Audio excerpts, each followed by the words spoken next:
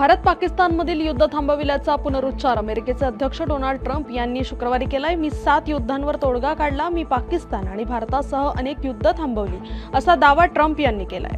पंतप्रधान नरेंद्र मोदी आज 13 सप्टेंबरपासून 3 दिवसांच्या मिझोरम, मणिपूर, आसाम, पश्चिम बंगाल आणि बिहार दौऱ्यावर जाणार आहेत। तेथे ते कोट्यवधी रुपयांच्या पायाभूत सुविधा प्रकल्पांचं उद्घाटन करणार आहेत।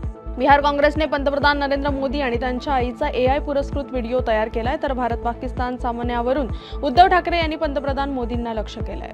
पंतप्रधान KP शर्मा ओली यांच्या अचानक राजीनाम्यानंतर निर्माण झालेल्या घटनात्मक पेच तुर्तास टळलं असून नेपाळच्या माजी मुख्य न्यायाधीश सुशीला कार्की हंगामी सरकारचे नेतृत्व करतील, असं राष्ट्रपती कार्यालयाने जाहीर केलंय।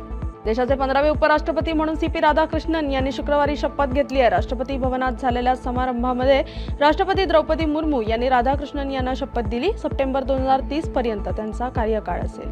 पुणे महापालिकेच्या प्रारूप प्रभाग रचनेवर हरकतींचा पाऊस पाडत 5,922 जणांनी हरकती दाखल केल्यात। मात्र सुनावणीला प्रत्यक्षात अवघे 828 जण हजर राहिल्याचं स्पष्ट झालंय। उद्धव ठाकरे आज माध्यमांशी संवाद साधण्याची शक्यता आहे। भारत-पाकिस्तान सामन्यावरून सविस्तर भूमिका मांडणार। उद्या ठाकरेंची शिवसेना पंतप्रधान मोदींना सिंदूर पाठवत आंदोलन करणार।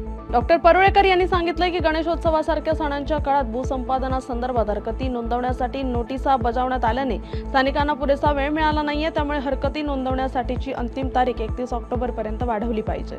केंद्र सरकारने अधिसूचित केलेल्या राज्यातील महापालिकांमध्ये सनदी अधिकारी नियुक्त करणे बंधनकारक आहे। त्यानुसार अ, ब, क वर्गातील 10 महापालिकांमध्ये पूर्वीपासूनच सनदी अधिकाऱ्यांची नियुक्ती करण्यात येते आणि गेले अनेक दिवस विश्रांती घेतलेला पाऊस आजपासून पुन्हा एकदा सक्रिय होणार असल्याचा अंदाज हवामान विभागाने व्यक्त केलाय।